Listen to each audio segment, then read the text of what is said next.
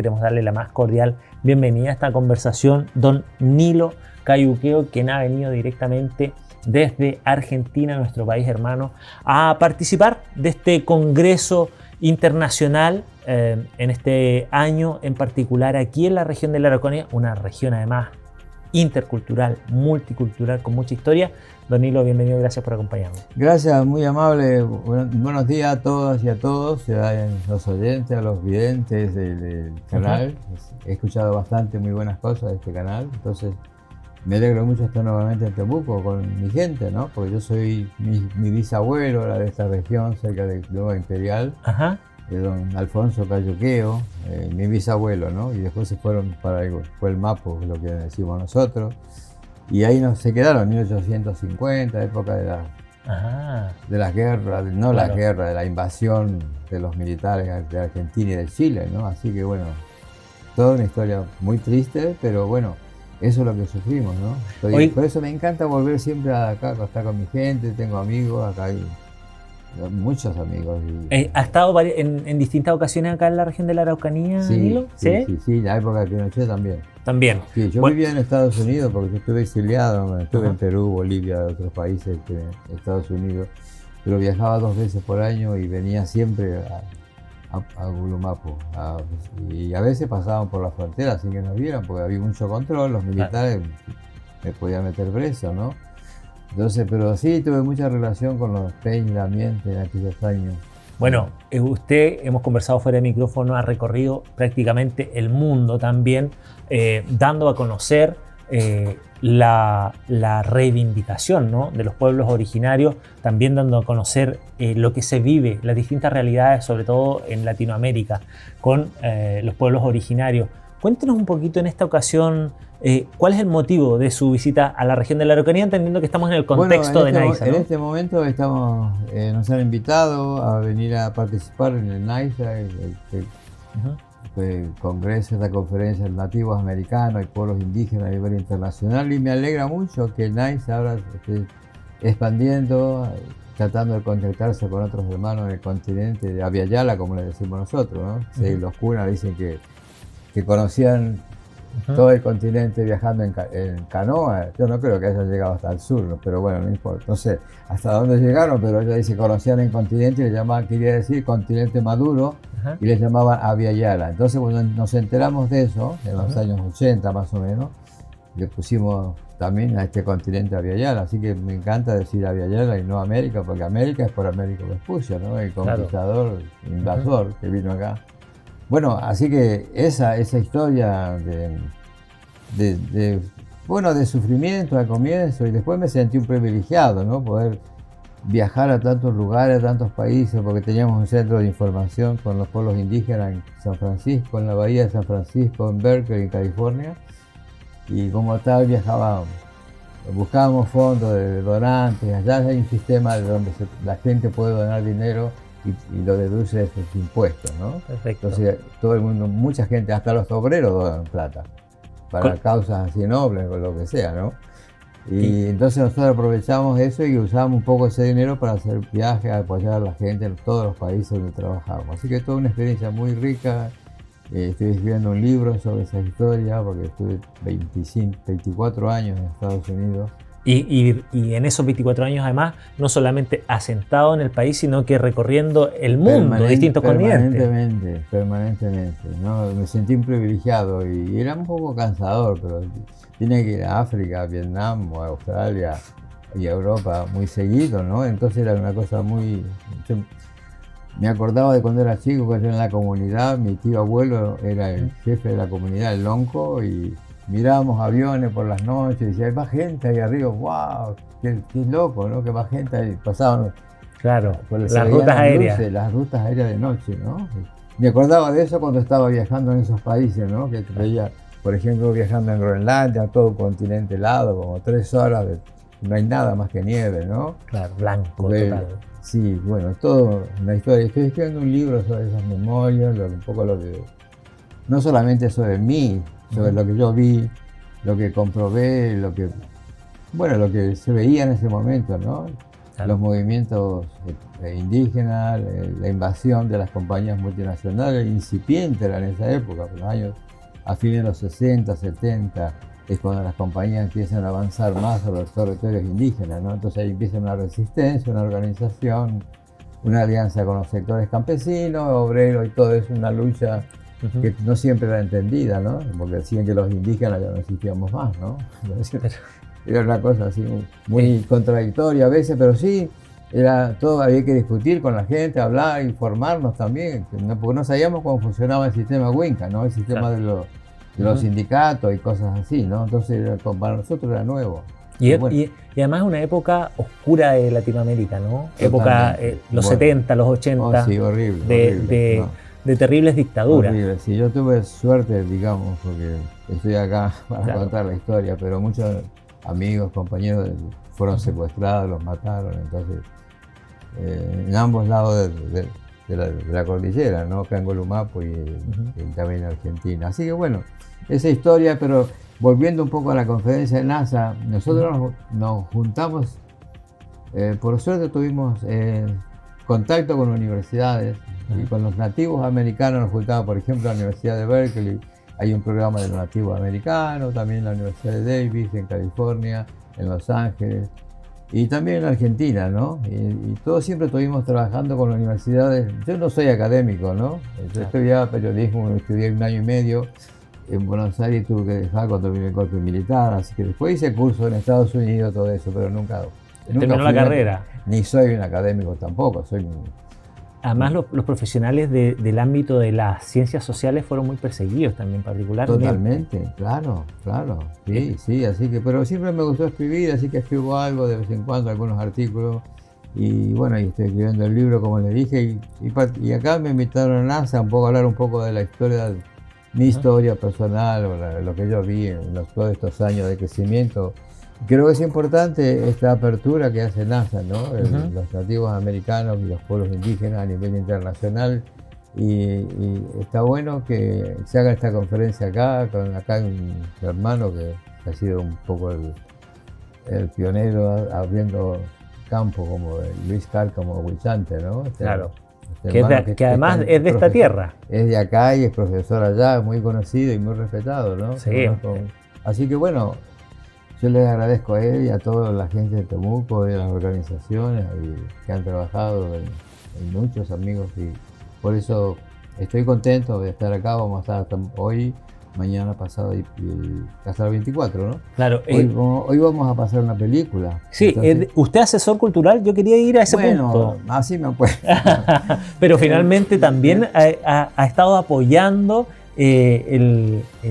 digamos, el trasfondo, ¿no?, de nuestra tierra, se llama. Claro, exactamente. Bueno, yo los conocí hace varios años a ellos, a Lucrecia Martel, la directora, que es una excelente cineasta, ¿no? He conocido otros grupos, ¿no? Como Milena Costa, que es historiadora, y con ella también hemos compartido mucha información. Y hemos colaborado con Lucrecia. Yo más que nada colaboré de afuera, ella fue parte del equipo, ¿no? Pero yo un poco hablado de la historia, porque yo conozco la región de los Diaguitas. Estuve en los años 73, hicimos un congreso ahí. Imagínese. Ahí en los Valles Calchaquí. ¿Y en qué? Miren, nosotros no hemos visto la película, pero cuéntenos, sin hacernos mucho spoiler, de qué se trata en nuestra tierra. Bueno, es el caso de un asesinato que fue filmado por los terratenientes. Mataron a un comunero, un diaguito, ahí se ve en la película, es horrible. Terrible. Sí, apareció en todos los medios. Entonces, un juicio que duró como 12 años, que a fin de cuentas el que lo mató se murió, y los otros que eran cómplices tuvieron poquitos años y lo largaron. O sea que la justicia no existe.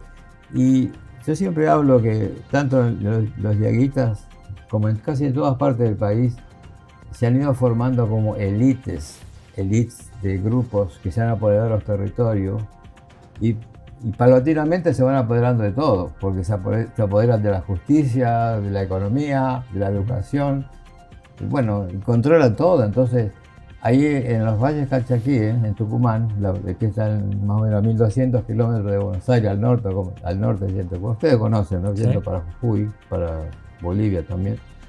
ahí hay una minoría también de una élite que son impunemente y cometen atrocidades, ¿no? Se apoderan de todo. Y entonces, eso es lo que pasó con esta película, donde Lucrecia ve la posibilidad de visibilizar este caso como un ejemplo de lo que pasa no solamente en Tucumán, sino en otros países, ¿no? Claro. En otras regiones de lo que es Argentina hoy, en otras provincias, como las élites se apoderan de todo y bueno, y cometen toda clase de delitos en contra de lo, con tal de quedarse con las tierras, ¿no? En contra, y lo hacen impunemente porque no hay justicia. La justicia está muy controlada, está comprada, responde a los intereses. Son los nietos o bisnietos de los que llegaron a esos países, ¿no? A Claro. colonizar y se fueron apoderando, ¿no? Y yo digo que siempre que Argentina va a tener que democratizarse, pues lo mismo que en Chile también, supongo, ¿no? No sé si es tanto como en Argentina, tiene que democratizarse, pues la llamada democracia es media ficticia, ¿no? Porque la gente es usada cada 4 años para votar, pero después hacen lo que quieren, ¿no? Usted, Argentina hoy día, o durante muchos años en realidad, ha vivido una crisis, ¿no? Y muy importante económica, con altísimos índices de pobreza, pero además, ¿cómo se vive? Usted vive actualmente en Argentina, muy cerca de Buenos Aires, una de las ciudades más importantes de Latinoamérica, si no la más, ¿cierto? Y además de toda la crisis que se vive social en Argentina, económica, ¿cómo se vive desde la mirada también indígena? ¿Cómo se vive como mapuche en un país que vive toda esta erosión social también? Bueno, hay un sentimiento bastante de mucha indignación, de mucha bronca, como decimos nosotros, de mucho no resentimiento, pero estamos muy preocupados por todas estas políticas porque hay en este momento, por ejemplo, que hay un gobierno de ultraderecha, ¿no? Que tiene un plan como que de anular todos los acuerdos que hay con pueblos indígenas sobre derechos de los pueblos indígenas, y lo están haciendo de a poco. Claro. Estos días, aprovechándose del mundial, están sacando una ley de inviolabilidad de la propiedad privada. Es para avanzar más con para poder que los extranjeros compren tierra, los terratenientes tengan seguridad de sus tierras y nadie se las pueda quitar, ¿no? Y lo están aprovechando ahora con el tema del mundial de fútbol, ¿no? Están toda la gente hablando de fútbol y nadie habla de los problemas que tiene, que la gente apenas está sobreviviendo, hay una miseria espantosa, es horrible como se está viviendo, todo aumenta. Claro. Las compañías hacen lo que quieren, cobran lo que quieren, el pueblo está expuesto a eso, ¿no? Entonces, una cosa muy injusta lo que está pasando en Argentina. Entonces, eso pasa en otros países también, está pasando en Chile, supongo, también hay un gobierno de ultraderecha, casi como en Milei, ¿no? Que es nuevo, pero ya por lo que dijo realmente no va a desconocer los derechos del pueblo mapuche y los pueblos originarios de lo que es Chile, ¿no? Inclusive de Rapa Nui, estaban hablando de que en Rapa Nui el derecho que habían adquirido ellos los van a conculcar, se los van a quitar, ¿no? Entonces es muy preocupante lo que está pasando y creo que la conferencia de NASA un poco puede servir para visibilizar esto. Pero volviendo un poco a la película habla sobre eso, ¿no? Sobre el asesinato de un comunero y todo, en torno a eso hay todo una historia, ¿no? De la comunidad, de las injusticias que se cometen, la gente que tiene que dejar la comunidad porque le quitaron las tierras, se van a Buenos Aires o a las ciudades a vivir, a trabajar de sirvienta a las mujeres y los hombres en la construcción, lo que sea. Muchos vuelven, pero todo ya como que la comunidad se disgrega, ¿no? Por esta invasión, el acaparamiento de las tierras, ¿no? Entonces la gente está tratando de volver otra vez. Todo es una trama muy, muy interesante, que les recomiendo que la quieran ver. Vamos a estar un poco comentando eso, ¿no? Lo que está pasando en esa zona. Es zona montañosa, es zona, le llaman los valles porque es un valle muy grande. Ahí llegaron los españoles también, ¿no? Los españoles tenían acuerdos con los yeguitas y a través de las mercedes indivisas o cédulas reales entregaban, como tenían tanto territorio, no podían controlar todo. Entonces, para estar en paz con los indígenas, te reconocían un territorio como mediante las cédulas reales.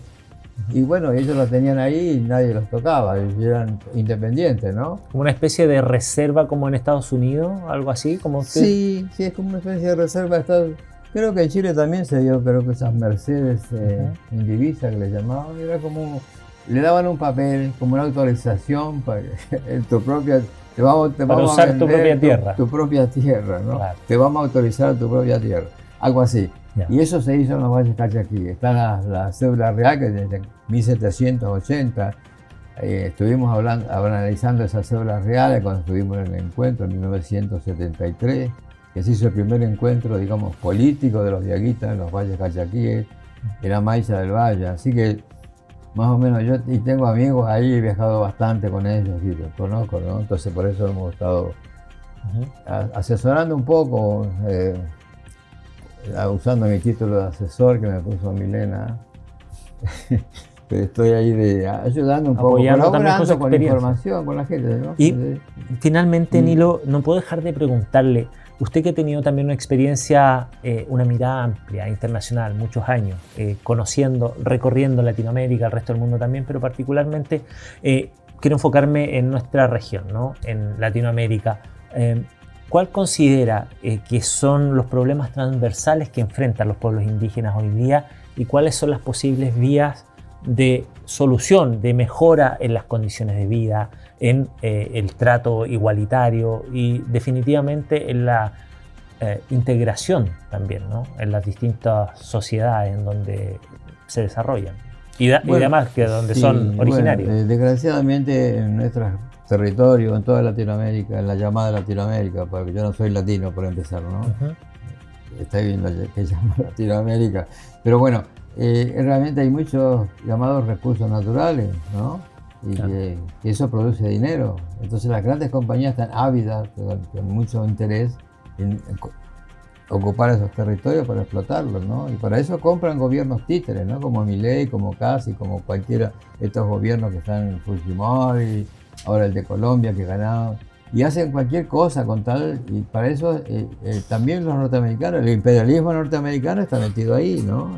Tratando de apoyar a los grupos derechistas que están trabajando con las compañías multinacionales para apoderarse de los recursos, y eso es muy difícil.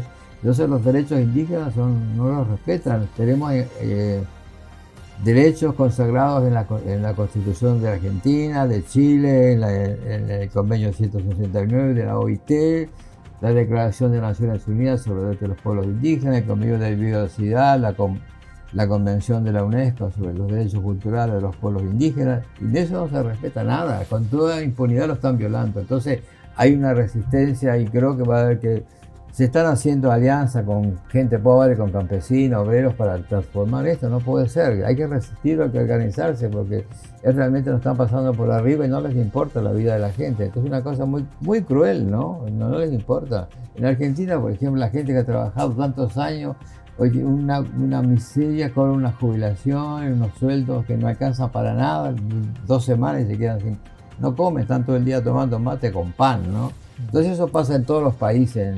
Yo estuve en Perú, donde viví también en Bolivia, la gente comiendo arroz, harina todo el tiempo, ¿no? Porque no tienen dinero para comprar, no tienen tierras tampoco, porque las tierras están ocupadas por los terratenientes, por las compañías multinacionales. Entonces por eso hay todo un control,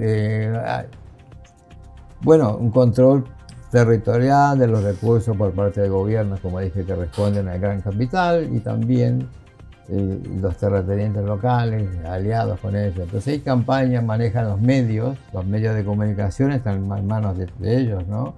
Y ellos hacen lo que dicen, manipulan a la gente totalmente. Entonces todo un panorama sombrío. Entonces cuando de repente nunca pensamos, yo personalmente nunca pensé que íbamos a llegar a esta situación de opresión en que vive la gente, ¿no? Que estamos viviendo. Entonces el desafío es organizarse con los vecinos, con las comunidades, alianza con todos los sectores oprimidos, marginados, discriminados, para ver si podemos construir algo mejor, ¿no? Para las futuras generaciones, que yo no lo voy a ver, ya soy viejo, pero los jóvenes no tienen que ponerse firmes, ¿no? Y organizarse y pensar en su futuro, en sus hijos, en las próximas generaciones. Así que es todo un desafío y por eso estamos acá, y nosotros, con los que tenemos un poco de experiencia, así tratamos de transmitir a los jóvenes, ¿no? Lo que pasó, lo que nosotros cómo vemos el mundo, lo que pasa en otros lugares, porque la gente no tiene mucha información, desgraciadamente, ¿no? De compartir experiencias. Compartir, entonces creo que un medio como este, ¿no? En que no hay mucho, desgraciadamente, en Chile ni en Argentina, difundan estos eventos que realmente hablan realmente de la vida, ¿no? Del futuro, de las generaciones que vienen, no solamente de los pueblos indígenas, sino de toda la humanidad que está llevando a la destrucción, ¿no? Yo vivo en Los Totos, en mi comunidad, estamos totalmente contaminados con la soja, la soya. Es terrible como la gente está siendo envenenada, con fumigaciones no les importa, con aviones, andan por la calle, por las escuelas, fumigan en todos lados, es horrible. Se han apoderado las tierras, lo que era la pampa húmeda, donde había muchos pueblos originarios, campesinos, no existe más. Los campesinos y los pueblos indígenas han ido a vivir a las villas Miseria, Buenos Aires, Bahía Blanca, porque las tierras se las han quitado, o se las han comprado, los han presionado para que se vayan, y los terratenientes se han apoderado de todas esas tierras. Hay gente que tiene 15 a 20 mil hectáreas, son los dueños que viven en Buenos Aires, en Barrio Norte, tienen casas en Miami, en Madrid, en Alemania, en el estado de Miami, en todos lados. Y esos son los que apoya el gobierno de Milei, que apoya acá también, ¿no? Acá en Chile. Entonces, estamos realmente en un panorama sombrío, un acaparamiento de los recursos por parte de esta gente que no tiene ninguna conciencia, ¿no? Ninguna conciencia de lo que es vivir en armonía. ¿Para qué necesita una persona 15, 20 mil hectáreas? Eso es totalmente insensible, es inhumano, es totalmente irracional, porque ¿para qué quiere tanta tierra una persona propiedad de él, ¿no? De su familia, de su grupo? ¿Para qué? Nosotros los mapuches, me acuerdo de mi tío abuelo, me decía, bueno, nosotros somos de la tierra, no nos pertenece, somos de la tierra. O sea, la tierra, nosotros pertenecemos a ella, no nos pertenece en propiedad privada. Claro. Pero en mi comunidad, por ejemplo, la dividieron y todo eso, ¿no? Pero bueno. Así que es toda una lucha y tratando un poco de romper las fronteras, porque nosotros nos han dividido acá, entre mapuche del lado de chilenos, y somos chilenos y argentinos. A veces me dicen chileno, porque dicen que los mapuches vinieron de Chile, que los mapuches no había en Argentina. Todas mentiras, todas falacias, ¿no? Claro. Y también acá le dicen que que son medios argentinos, porque vinieron de allá, del otro lado. Por supuesto, los pueblos originarios no responden a esa división política territorial, sino que han estado durante miles de años. Por supuesto, tenemos historia de 16, 18 mil años que estamos acá, y mucho antes también, supongo, ¿no? Así que estamos acá y estamos vivos. Y bueno, los pueblos indígenas deben vivir, ¿no? Los pueblos indígenas tienen que sobrevivir por siempre. Entonces, por eso estamos en esa lucha y es un compromiso de por vida, ¿no? O sea, no importa, bueno, ya viejito no voy a poder hacer nada, bueno, o sea, obviamente que me quedo en mi casa, ¿no? Pero mientras pueda andar hablando con la gente, escribir, participar, lo voy a seguir haciendo, ¿no? O sea que ese compromiso que tenemos con la madre tierra, con nuestra gente, ¿no? Sin duda un compromiso que lo ha movilizado también durante gran parte de su vida. Queremos agradecerle, Nilo, por esta grata conversación hoy día aquí con nosotros en el marco del 17º Congreso NAISA en la región de la Araucanía. Gracias por acompañarnos. No, gracias a ustedes, y un saludo a toda la gente acá en el Culumapo, Temuco, y toda la gente. Muchas gracias por acompañarnos, don Nilo Cayuqueo. Ha sido un gusto.